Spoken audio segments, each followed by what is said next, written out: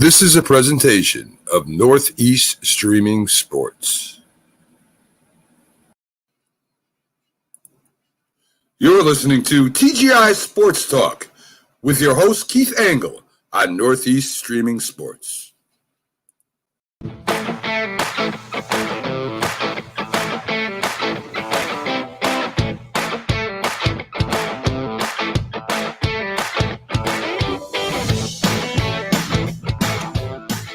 Good morning, everybody. Keith Angle for TGI Sports Talk. Are You Serious? Show. Soon to be joined by my co-host, the Mad New Yorker, Carlos Chavez. He's not yet arrived. Hopefully he'll be here shortly. A couple quick housekeeping things. As you know, you can watch this show live at 8 a.m. on our traditional Facebook and Twitter feeds, YouTube feeds, and you can also catch us at noon on Fridays on Roku. So good morning to everybody on Roku when you see this, or good afternoon, I guess. Thank you to all the groups that allow us to share every week. You guys are a great part of the growth of this show, and I'm excited about going forward with both where we've been up until now that's helped us grow, and see what happens with the whole Roku experience. And don't forget to watch our Wednesday college football huddle show. Well, it's college sports huddle right now as we're talking basketball and football. You can catch that live on the Facebook, Twitter, YouTube feeds live, as I said, at 7 p.m. on Wednesdays, and then again on Roku at noon on Thursdays, and our Sunday stream of consciousness, which airs live 9 a.m. Sundays on Facebook and Twitter and YouTube, and at 12 p.m. on Roku. Oh, guys, lots going on. We got a vacation coming up, too, by the way. So we'll be talking next week about what the schedule will look like. I'm going to pre-record some shows for this hour, or perhaps play maybe a previously recorded interview. We'll see. And the other two shows, we'll see how they go. I'll probably do a couple live spots from the ship, as I did in October. Had fun with that. So today we're going to get into, and I did see Carlos just arrived, so we'll bring him in a second. We're gonna recap the games last week. How exciting were those games last week, guys? Every game ended with a score. Maybe the best weekend of football I've seen in a long time, and maybe the best game I've witnessed in my lifetime. And at 62, almost years old, that's a long time. So we'll do that. We'll look at the championship game weekend, obviously. A lot of some great storylines there, and maybe take a quick look at what's going on with the coaching search. I was going to bring Carlos in, but he seems to have stepped away. There he is. Let me bring in the Mad New Yorker, Mr. Carlos Chavez. Hello, Carlos. Good morning. Good morning, everybody. How you doing? Oh, my gosh. We're getting ready for some snow. I think you're going to get more than we get this week, actually. Yeah, we might get those 6 to 8 inches.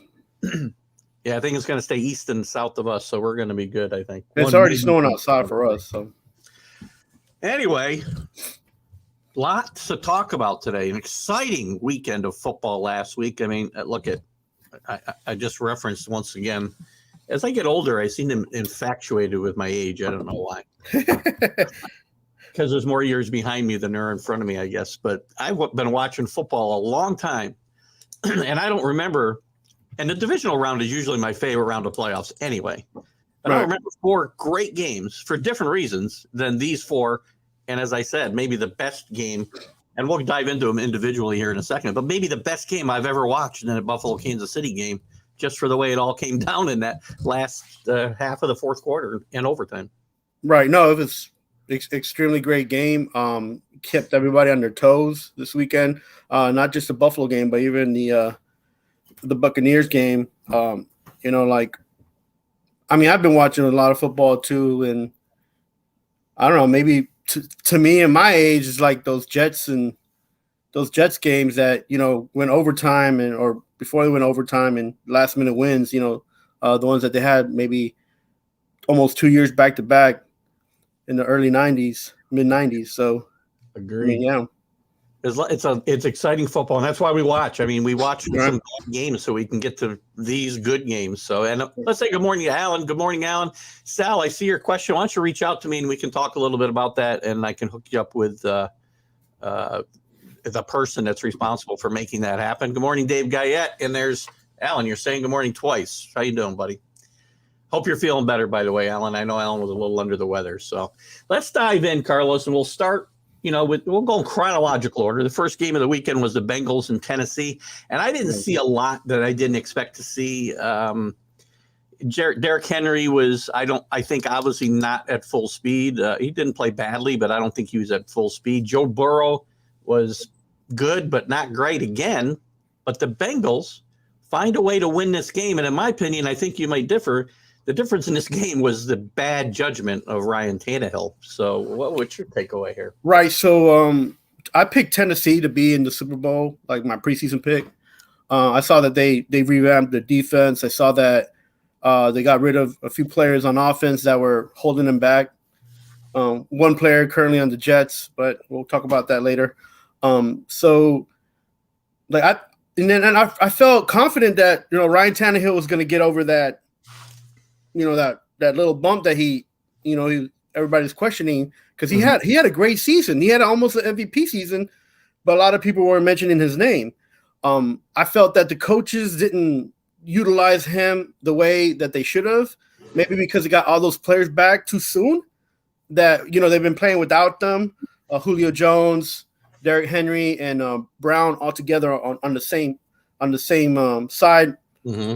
So I feel like very underutilized. The game went by them too quickly. They couldn't make decisions right away. Do you blame the quarterback? You blame the OC? I blame both. I blame all the players for not wanting to go out there and just, put forth that effort. Tannehill, like, I was hoping he was going to do something, to show up, and he didn't. And so now you have to question him. Like you question the fact that why is, like, you don't trust Tannehill. You question that. And then, he was on my list for guys I trust. Yeah. So it's like, I don't know. Tennessee's going to have to do something different. They had enough talent. They had the 9 sacks. They didn't score on any of the turnovers that they were able to get the ball back. Yeah. And Cincinnati did. And they scored.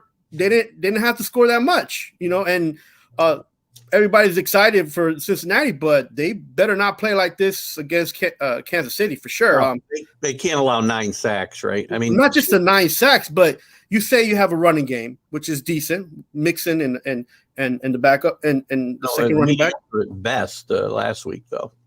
Exactly, you didn't see the O-line give them any push. Then you say you had Jamar Chase.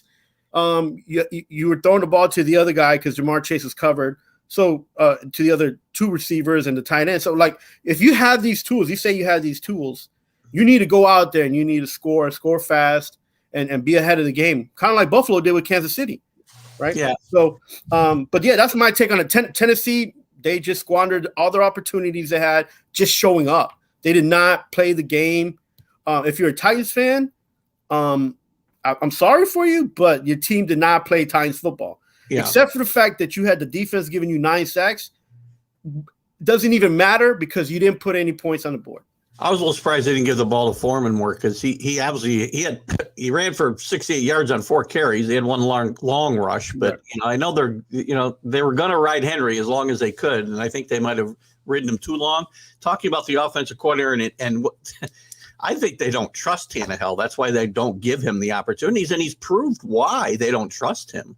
If you looked at this, and we talk a lot about often, right? We're looking at box scores, and you can't tell what happened. If I just got up the next morning, looked at the box score, and I saw that Tennessee rushed for 140 yards, and A.J. Brown had 142 yards receiving and a touchdown, and they had 9 sacks, I would have said they killed the Bengals. Right. But, but and I told you, Keith, like, I've been watching these games, maybe not as much as the Jets and Giants games because I didn't give them a chance this season.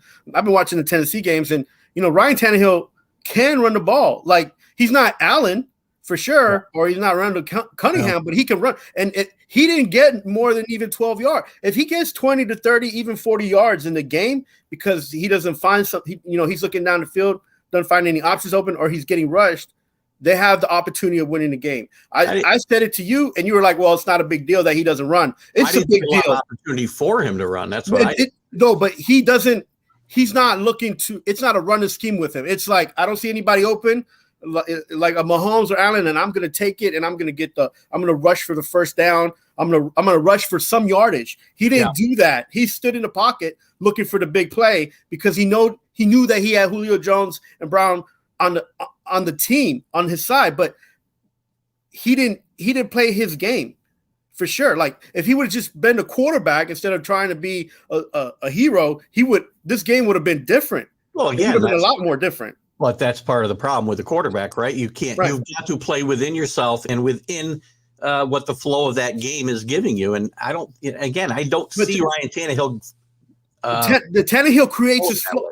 See, that's what I'm trying to tell you. And if you would have watched him, and even the touchdowns that he scored running the ball, they weren't designed plays for him to run the ball. They were plays for him to make sure that he get a dump or a tight end or even like a simple throw. And no, he didn't see those things prior to this playoff game. And he would run and he would get yardage, or he would give them in a positive. He keep them in the positive flow of the game. He didn't do that at all. He just stood in the pocket, took a couple hits, made errant throws, and made interceptions, and that was the difference. Which is why Tennessee's gonna have to find some other way of getting somebody else in there, because he can't be wishy-washy, man. You can't. Well, that goes to Alan's question. Do we see him taking a rookie quarterback in a draft and have him sit behind Tannehill? I don't know. First of all, I don't think so. Draft is pretty weak.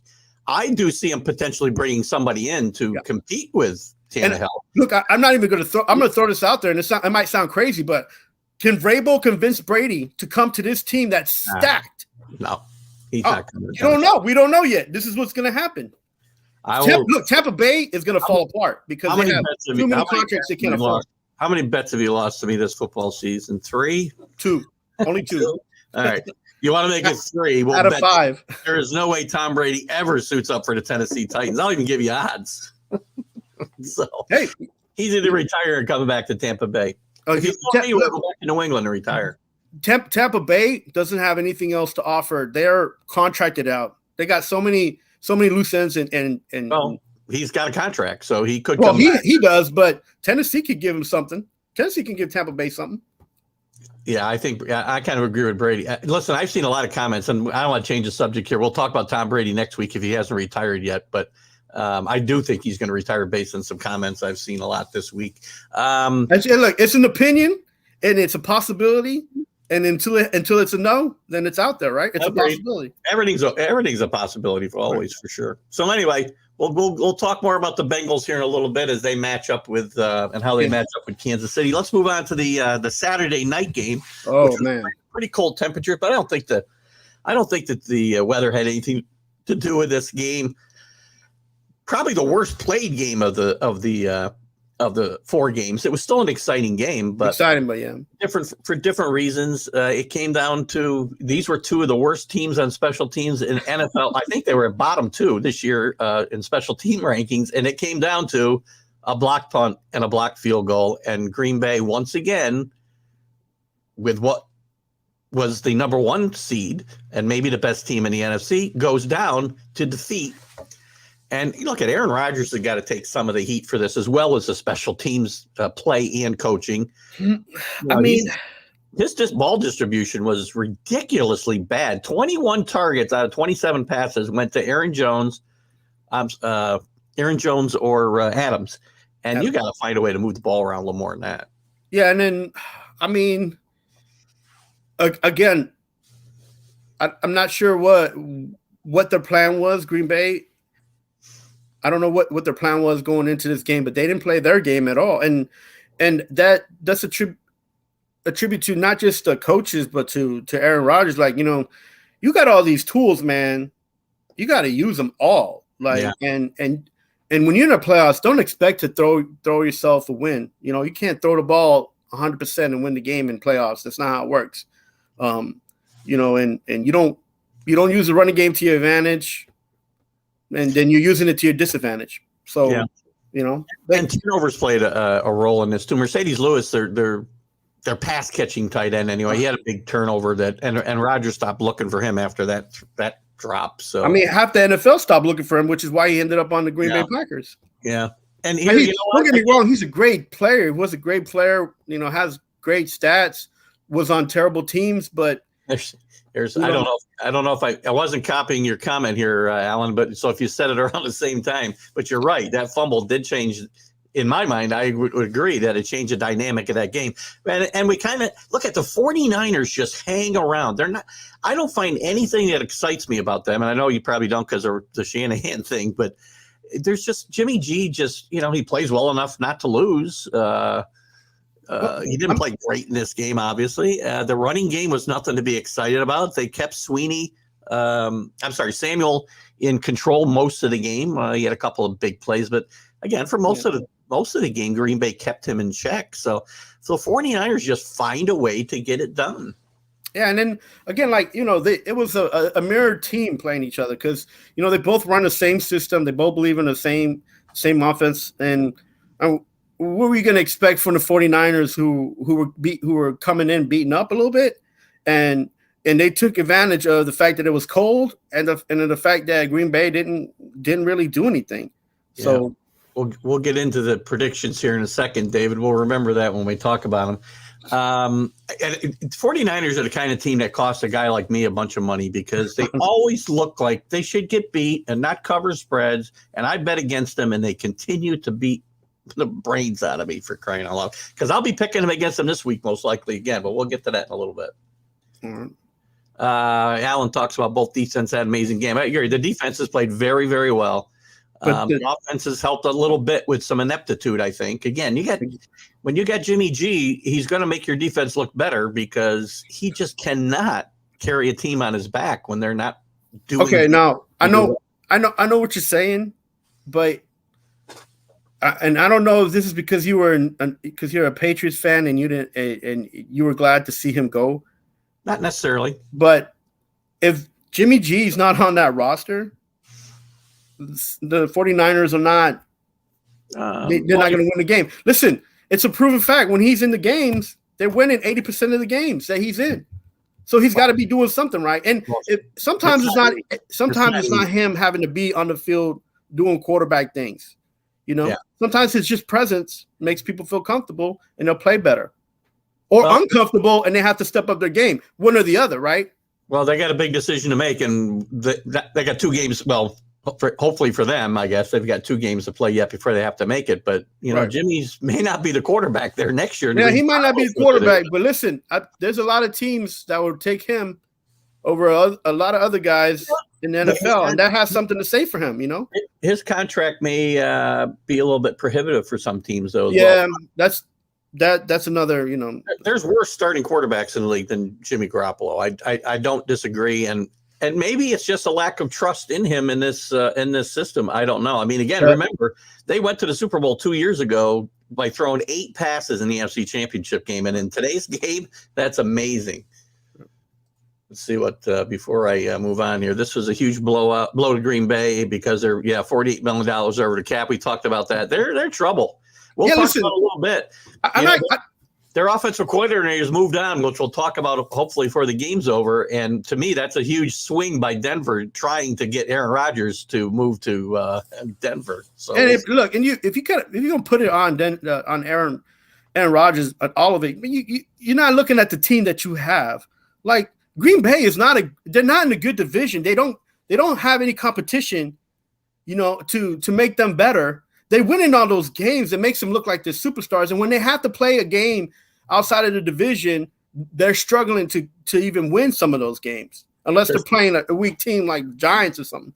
Like Green Bay looks great because they're in the North Division, right? And you say this, I know you say this. It's what they're handed. It's where they're at. But the NFC North is not all of the NFL, and neither is the AFC East. So, look, I've said it about Green Bay. You got to ride Aaron Rodgers to the end because that's the guy. He's the best player in the league. Don't disagree. And the worst thing that LaFleur did was not not tell him, hey, listen, we're gonna run this ball because you got one of the best running backs. So this is where coaching comes in, and this is where I said when you're the quarterback and you don't trust in your coach, it's gonna blow up eventually, and that's what happened. If he should go to Denver, he'd trust in his coach because he speaks very highly of his offense. Well, listen, an OC and your head coach are two different animals, man. Well, and that's a proven fact in the NFL. I understand that. Look, the Giants are looking to hire D-Ball, and he's not even one of the best coaches out there to hire. Well, they should be hiring Flores. If they hired, you know what? I predicted after the hire of the GM that Daboll would be the hire, and Mitchell Trubisky get brought in there to compete with. I don't want to hear any of this AFC talk to the NFC Giants. So we'll see what happens there. Yeah. So like the next games were pretty good as well. So. Kenny talks to my point. I've never said that Rodgers' play in the field was not good, but he's not the leader that other great quarterbacks have been. You don't need to be a leader. He just needs to get paid and do his job. That's it. We all know Aaron Rodgers. Everybody in the NFL knows Aaron Rodgers. Everybody in that locker room knows Aaron Rodgers. Part of the quarterback's job is to be a leader. I'm sorry, but that's the contradiction is no. Look, if your defense is better than your offense, then your quarterback is not a leader. And that's just a. I mean, the last team that won a Super Bowl where a quarterback wasn't the leader of the team. Who wasn't a leader? Tampa Bay Buccaneers? Tom Brady's not a leader? Huh? Tom Brady's not a leader? I'm talking about, I said the Buccaneers. I said Trent Dilfer won the Super Bowl last year. Listen, but that defense stepped up their game and outplayed that offense. That's not what we're talking about. Okay, all Tom Brady has to do is throw the football and make sure that they score points. That defense is what led Tom Brady to have the ability to score. If the defense didn't get all those turnovers, Tom Brady wouldn't have put those points on the board, man. And that's the reality. Just about the play on the field. It's about leading the team on. Look. The field. We're in a new generation of football players and football teams, man. And the reality is, the leadership can come from anywhere. It can come from anywhere, and it doesn't have to be your quarterback. If you want it to be your quarterback, then that's just going to have to come from the quarterback himself, right? Yeah, I mean that's just the reality. We're going to always disagree on this. So you could take the best quarterback in the league, numbers wise, he's not going to win. Who's got? But I mean, for a long time, but Dan Marino was one of the best quarterbacks in the game of football, but never won any Super Bowls, and it wasn't. And again, they didn't have defense. I get all that. Mm-hmm. But he wasn't the leader that a Tom Brady is, a John Elway was, Joe Montana was. Again, my man, like you just said, the most important. You said the most important thing about even in the 80s. Dan Marino was the best quarterback on any team in the 80s. Now, did they win Super Bowls? No. Look, to be the best player in the NFL does not mean that you will be a Super Bowl winner. And that mentality, that idea needs to be separated right away. And if you're an NFL fan or you have a team that has a quarterback, fine, enjoy it. Take peace in it. But just because you have the best player in the NFL doesn't mean you're going to have a Super Bowl championship. And that's a lot of things that fans have a hard thing to kind of just get a hold of. And sometimes the reason is that guy's just not a leader. And Dan Marino was the same kind of player in my mind. Great player. We just talked about San Francisco and Garoppolo. We just talked about it. If he's not playing that game, that team is not. It's 80. There's a 20% chance that team's not going to win. But he's not a lead. He's not a leader to go out there and be like, "Come on, guys, we're going to get this and we're going to score." And he doesn't have any Super Bowl titles either, by the way. None. Yeah, you can have Super Bowl titles. It doesn't mean that you're gonna lead your team to a next Super Bowl. That's just the reality. Look, this is the problem. This is why GMs make a lot of mistakes, man. This is why. Give you the names of quarterbacks who are mediocre numbers-wise, but great leaders on teams, right? Jim Plunkett comes to mind, was not the best player on any of those Oakland Raider teams and won 2 Super Bowls. Because he didn't have to be. That defense was great. Next. He was a great leader. He didn't, but he knew that the defense was going to carry the team. We keep talking about this. Your defense has to be able to score 14 points on any given day. You're as a quarterback, you should be able to score 21 points on any given day. If those things don't meet in half, you're not going to win the football game. That's the reality. And your boy Aaron Rodgers scored 10 points on Sunday. Right. So he didn't. So this is why they didn't win the game. It's like Right. But that doesn't mean he has to be a leader. You know, that's let's move on. We're not going to. Keith, sometimes the leader on your team, be as it may, could be the actual coach. He might be just the actual leader of the team. Yeah. You want your QB to mirror your coach to push everybody on the team. That's what everybody wants. That's the whole design mentality. But we don't live in those times anymore, man. It's not going to happen. If you think. Actually, Kenny's got a really good point here. Eli Manning, to me, was not the best quarterback. He's not even he may not even be in the top 20 quarterbacques of all time, but he led a team to 2 Super Bowls. Oh, my goodness gracious. Listen, I'm a Giants fan. I love the Giants. I believe Giant Blue. Eli was there to give us wins in the Super Bowl. But he's not the reason we won the Super Bowl. We came in. We came in with 2 defenses on those 2 Super Bowls to beat the Patriots. Who led them down the field to the winning drives in both?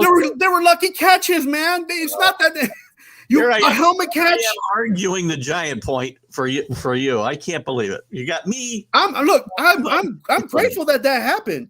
But how many people can make that throw, and how many receivers are going to make that catch? There's guys. Listen, Tannehill hit a guy in his numbers. It bounced off his chest, and there was an interception. Yeah. Now he's a bad quarterback. I would disagree. He hit the guy in the numbers, by the way. But anyway, let's move on because we got a lot else to cover here. So you take Eli out. Well, it may not be a fair comparison because I don't even know who the backup was. But anyway, Kenny's got a good point. We're going to continue to agree to disagree. Let's move on to LA and Tampa Bay. Another exciting game. The Rams show again. They're a really good football team, really talented football team, but they find all kinds of ways to blow leads. There's no way Tampa Bay. And look at I watched Tom Brady bring the Patriots back from 28-3 and win a Super Bowl. I never had a feeling in that game that they were ever going to do that. But the Rams just kept giving them the ball back. And this wasn't Matthew Stafford's fault. And he's a guy been at the bottom of my list as far as guys I trust. He now moves up because he won that game for the Rams. He almost blew that game for the Rams, missing an easy ball that almost hit his face and ran out his fingers. Listen, this game was sloppy for the Rams. Miscommunication. I'm not going to blame Stafford for the miscommunication there, but again, that's your leader. That's your quarterback. That's the man. But you can look, Keith. You can't have it both ways, man. I can have it both. Just say that the quarterback has to do their job. That's it. But they do have to do their job. But when that game, I would have bet that game was going to overtime once they had blown the lead, and he took them down the field. And about 4 plays. He's supposed to. That's his job. Well, Aaron Rodgers didn't do it. No, because Aaron Rodgers messed up. He didn't trust his coach to run the ball when he needed to. Listen, this Rams team, they're gonna struggle against San Francisco because they struggle against everybody else. They're, what can I say, top heavy, and by that I mean everybody knows there's a star, but who's gonna play their part? You know what I'm saying? Yeah. Too many Chiefs, too many Indians, not enough Indians, too many Chiefs. You know, something like that. So right now, Cooper Kupp and Stafford is the way to go. They are great. They're probably the best combination. Well, I guess I can't say Mahomes and Kelsey and Hill are not a great combination, but this is one of the better combinations left here.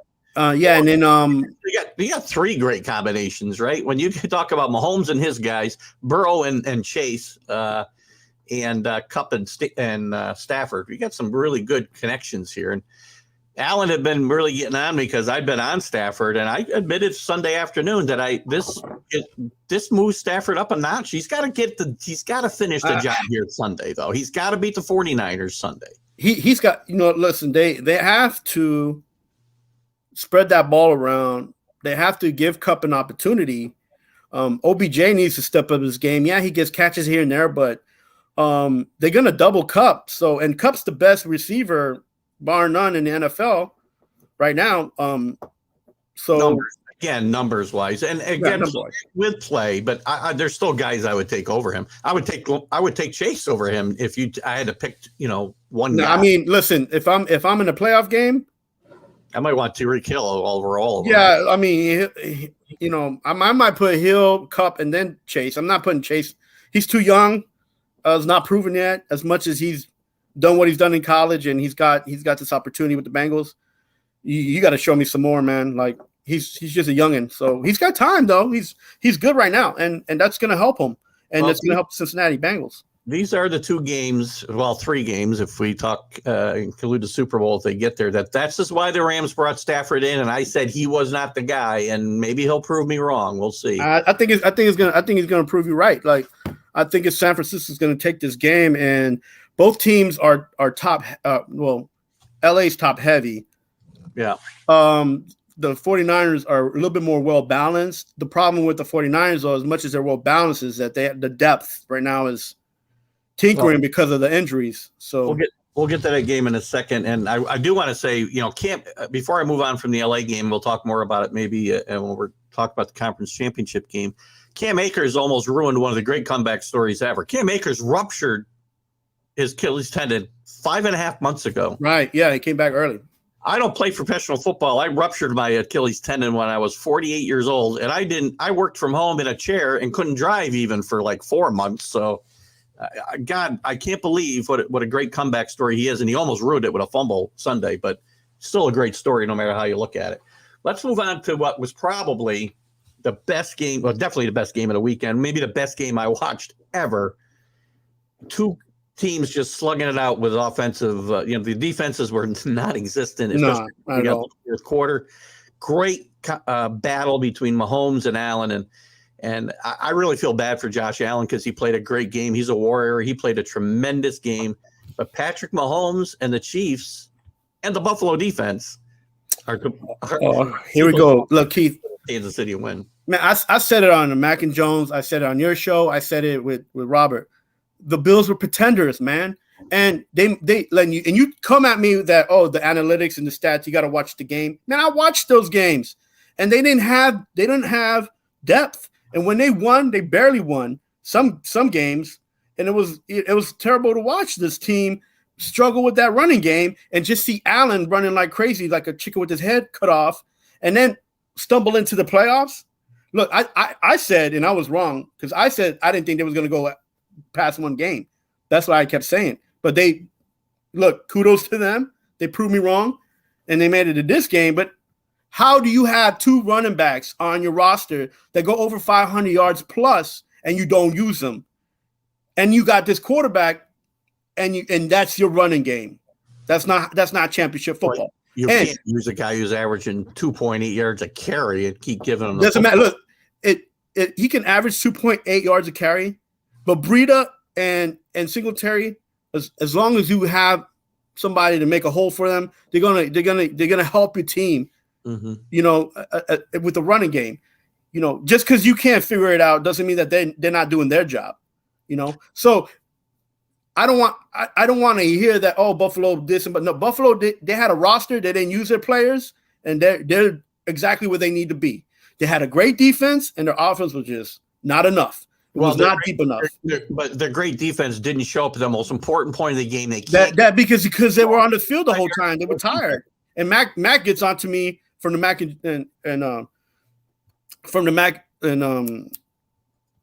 Mac and Jack's show that, you can't have that excuse. You can't be tired in a football game. Well, if your offense it keeps you on the field, man, that's not an excuse. That's a reality. And credit to Mahomes and Reed and the Kansas City Chiefs. Staying in the game and then coming back. That took a team effort and a team effort, and you saw the better team win the game. And that's all I got to say about that. You also saw the better coach team, and I've also gotten Andy Reid for his. He's a great coach. Don't get me wrong, but his game clock management has not always been great. But any team that moves the ball and as easily as they did. So I faulted the Buffalo coaching staff for 2 things. They should have squibbed the kick and run at least a couple of seconds off that clock before they got a chance to get the ball in their hands. And second of all, that's the easiest 45 yards I've ever seen a team pick up with a game on the line and 14 seconds left. You can't do that. And that's just bad coaching And great play by Kansas City. Don't get me wrong. The Bills had this game. The Bills had this game. Yeah, they did. They would have had a running game to go along in the third quarter. At beginning of the fourth quarter, this Kansas City team wouldn't have had an opportunity to do anything. Well, this is why we talk about you still need to run the ball in the NFL to of course. Out games. So for sure. All these Bills fans, I'm sorry that your heart is broken, but I'm gonna crush it right now. You don't have an O-line. You didn't have depth. You don't belong in the championship game. Period. The best team on the field did win that game. It didn't look like it because they were giving you all the opportunities in the world. But you messed it up. I don't like the overtime rules, but don't play the game to get to overtime. Play the game to win. Yeah, I'm not gonna. I have to agree with Dave. I don't think they were pretenders, but I do think the better team won this game and the better coach team. I got a little problem with the coaching on Buffalo from time to time. Yeah, and listen, so do I. Which is why I don't want to see any of them near the Giants at all. Yeah. And the people say, "Oh, well, look what they did in Buffalo." Yeah, look what they did in Buffalo. Buffalo's not a great team. They're a good team, but they're not a great team. They're not a championship team. Stay away from the New York Giants, man. That's all I'm saying. I will say this, though. The Buffalo does not just rely on their big – we talked about Rodgers just relying on Jones and Adams, right? But this is the second time in just a couple of – 6 weeks, I've seen a guy that barely – I want to say he didn't do anything, but comes out of nowhere. Gabriel Davis, goes for 200 yards and 4 touchdowns in this game. So the Bills kind of spread it around. Their offense is fine. Their defense was way overrated this year.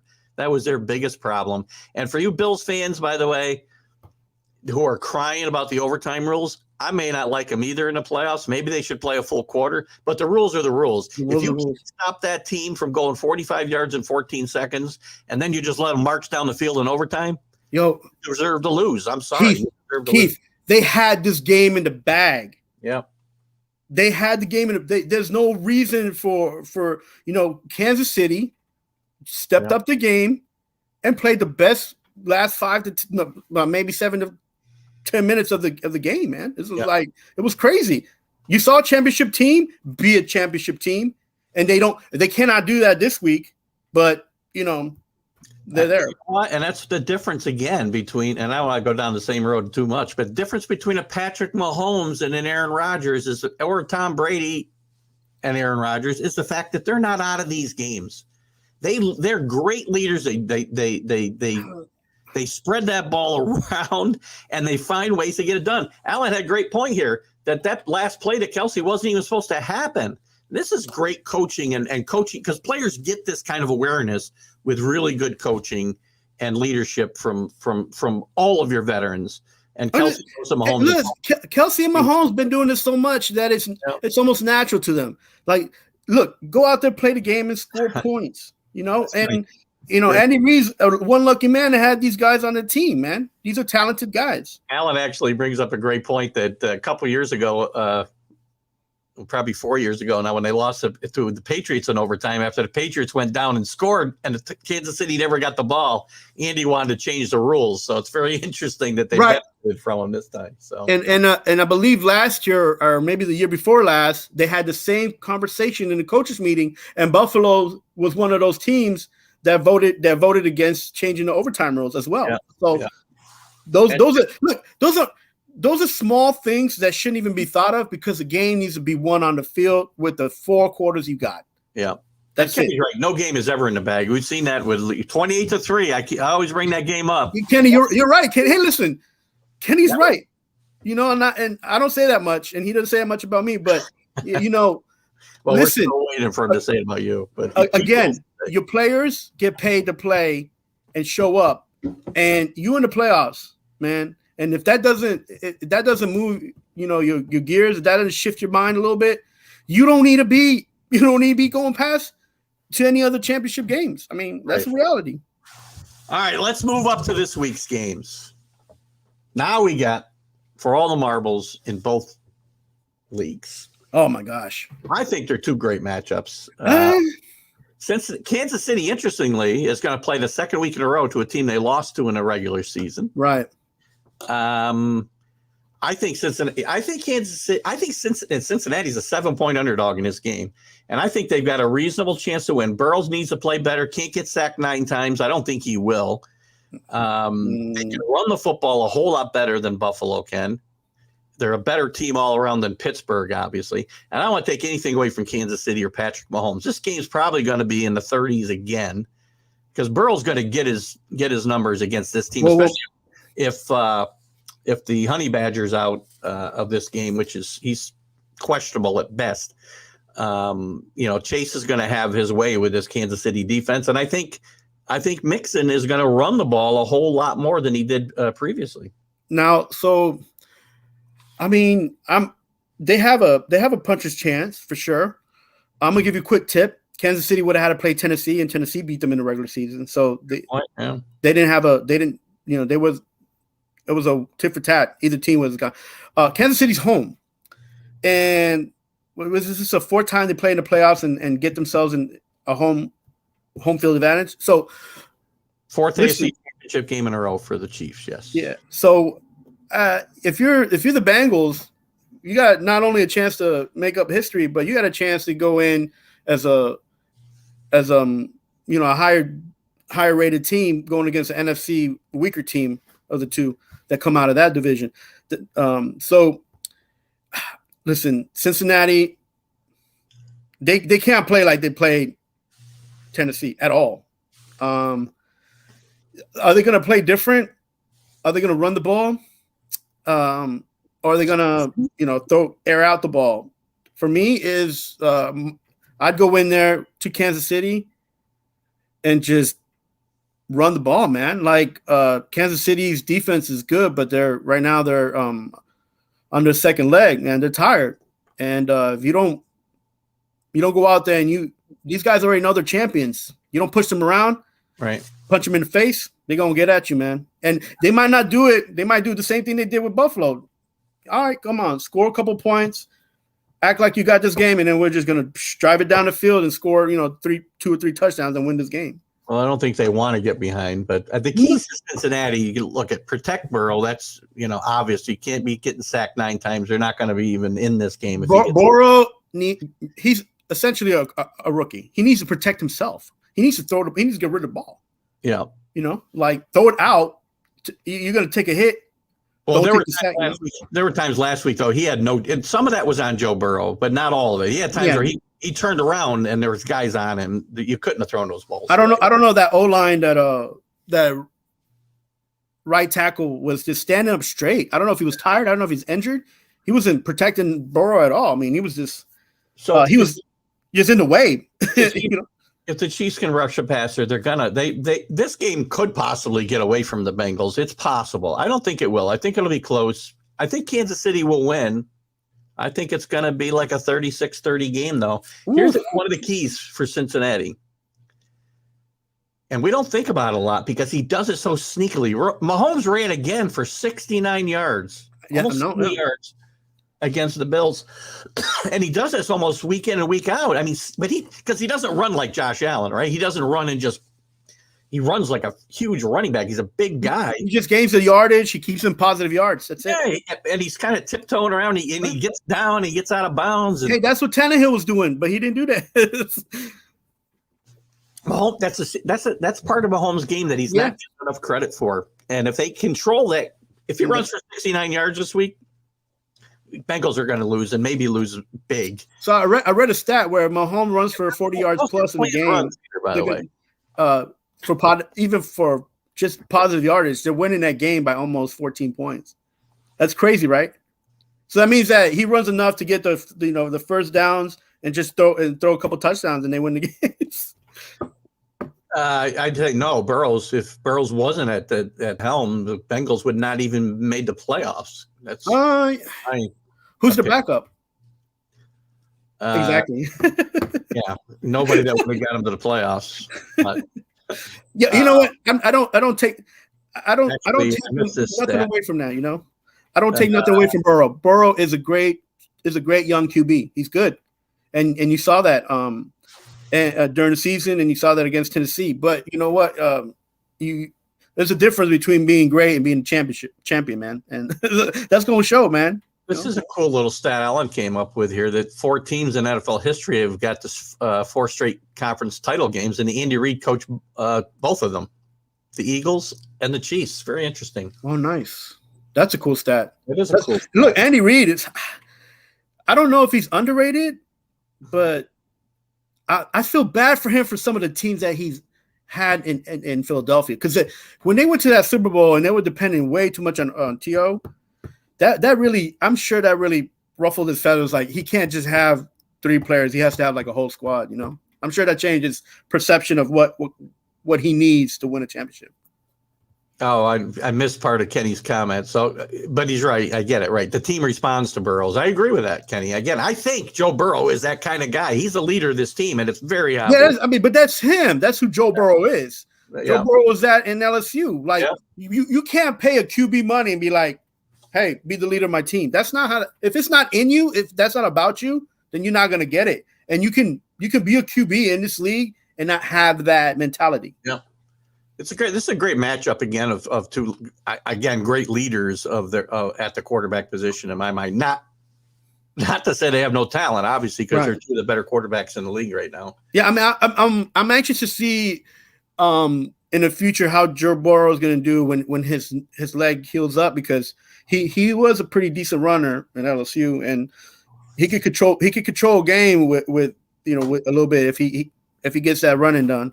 Yeah, I don't know if he's ever going to be. Well, he's not going to be the runner Josh Allen is, obviously. Oh no! I'm not saying. I didn't say that. Now I'm not saying that. When I saw Allen do what he did, it took me back to the '90s and Randall Cunningham. Just running through O lines and DBs and just going to the sideline, and you're just like, did he just do that? Even than Randall, though, he looks like a linebacker when he starts running through the gets through. You think he runs better than Randall Cunningham? Yeah, I do. What? Yeah, oh, come on, man.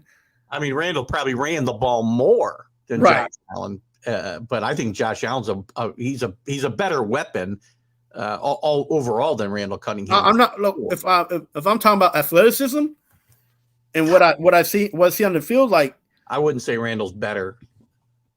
They're on par at least. So okay, all right. Let's move on.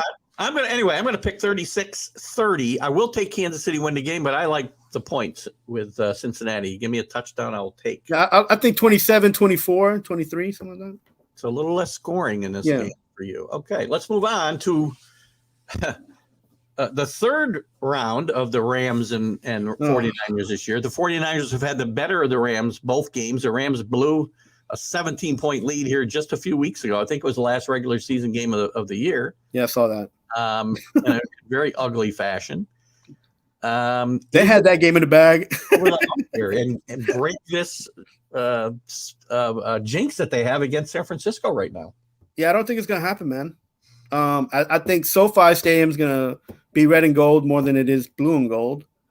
And that might not affect them, maybe, because they're in California anyway. So it's kind of like a home game for them, too, because they're up in the Bay Area. But I don't, this Mcveigh versus Shanahan thing. Yikes. McVay's not in the positive, and if he can win this one out with the team that he has, that's top heavy and all those stars, good for him. But I don't think it's gonna happen. I think McVay's a good coach. I think Shanahan's a good coach as well. By the way, I know you're not going to agree with me probably on either one of those points. And another one of my regulars, Mark Mancini, likes nothing about LA, so he'll be picking San Francisco, I'm sure, this week.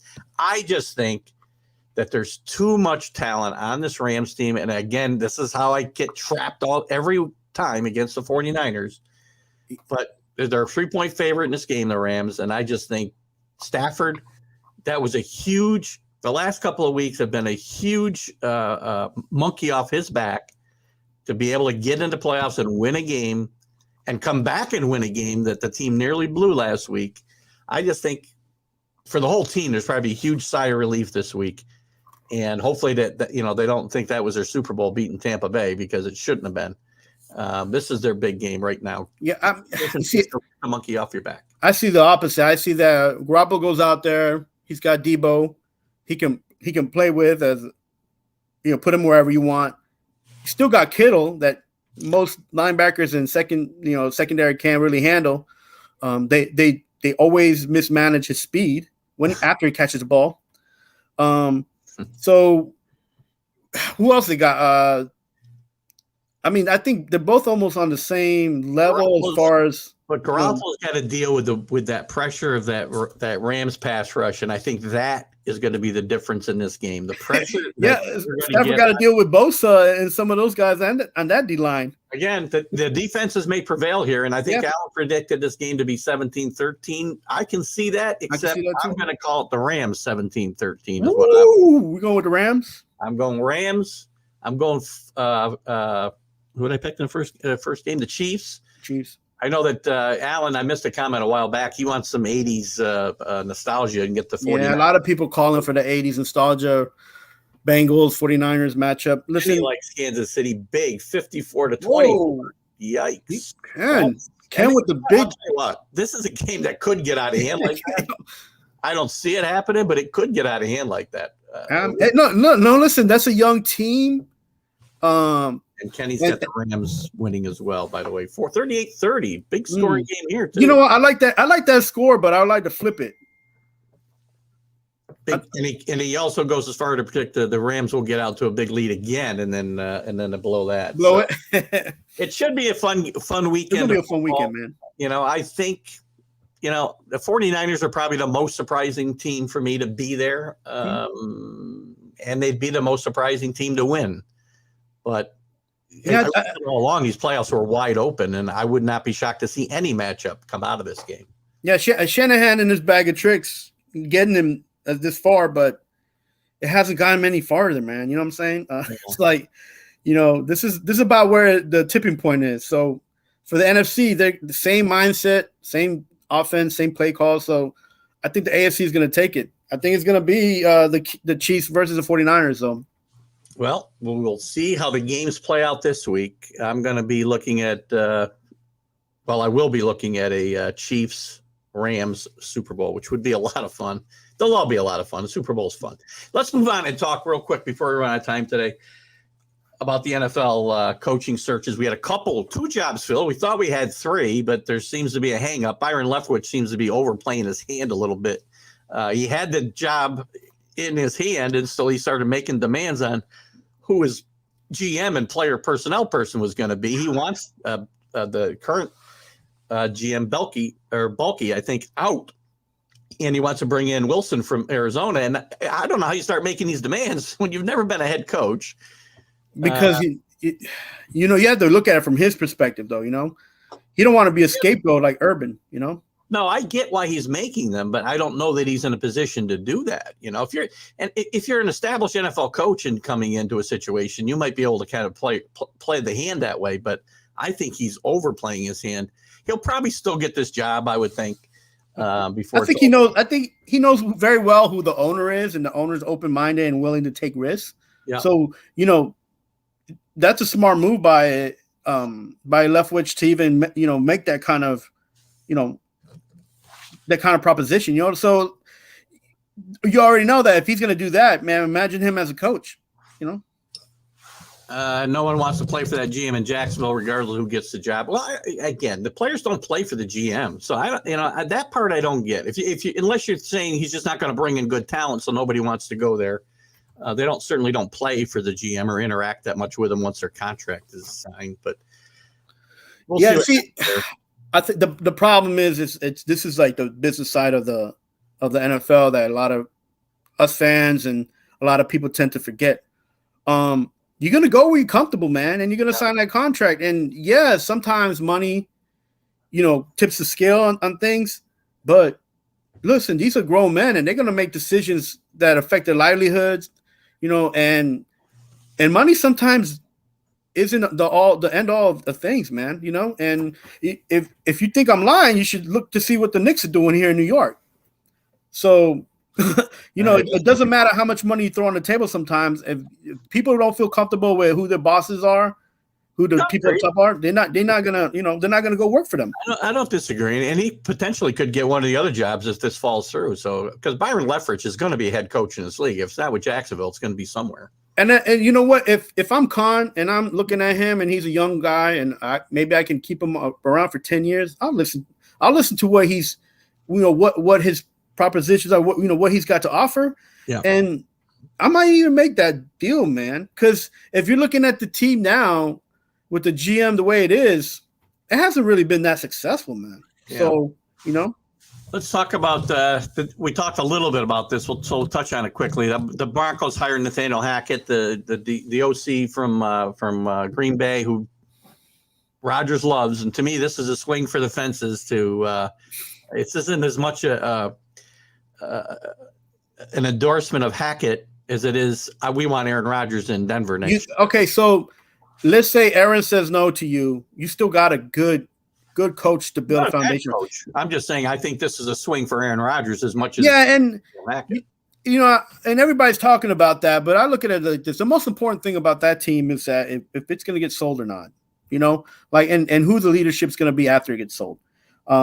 So they could pick up any coaches, any players right now, but I'm worried about who the owner is, because at the end of the day, that's going to affect whether that GM and that coach is going to be there for more than 2 years or 3 years or, even 1 year. So, yeah, Alan's got a good point. Adams is also, I think Adams is a free agent as well. Right. He's in Denver. So, yes, it's a swing probably for both of those guys. I did not hear anything about Doug Peterson, by the way, yet, Anthony. So I'm not That's sure. a good question. He's just hiding in the bushes until somebody messes up. Yeah. Look, Keith, the Broncos have 11 draft picks total to play with. Yeah. Right. They got Hackett. Hackett, now he can pick and choose how to retool this. The team isn't bad. They just need a couple pieces. So, they got the right guy in there to build this foundation, team-wise. So, the Broncos going to be scary next season for sure. The other coach hired officially, and I don't know that this is going to excite Bears fans or anybody. The Bears or Matt, or I can't even say his name. So somebody's going to comment later that can't pronounce the guy's name. Whatever, make it Smith or Jones, and I'm set. Eberflus. Do you have a different way to pronounce this guy's name? Matt Eberflus, yeah, the defensive coordinator for the Colts. I do not think anybody in Chicago is going to get excited over this when everybody wants an offensive mind, when you've got a potential franchise quarterback that you need to mold.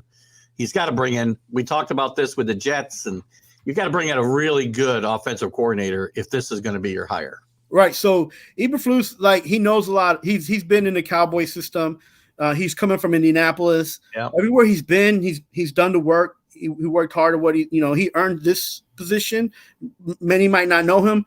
And the way that people talk about him too, it sounds like he'll be a good head coach, not just a coordinator. Listen, you want a coach who's not just a coordinator. You want a coach who can handle all kinds of situations. He's been handling a lot of situations. Look, Dallas is not an easy place to coach at, and then he was in Indianapolis, and the situation that they had last season, it wasn't easy for them bringing in the QB and everything. So, and